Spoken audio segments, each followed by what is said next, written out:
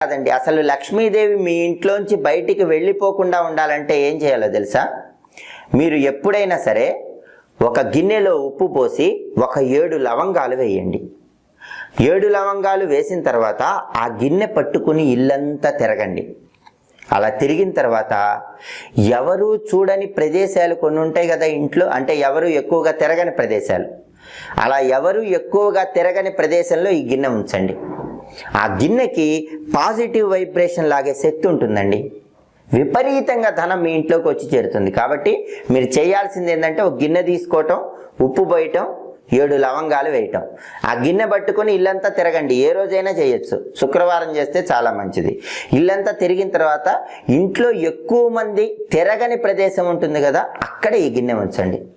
ఆ గిన్నె ప్రతిరోజు కూడా ధనాన్ని ఆకర్షిస్తూ ఉంటుంది.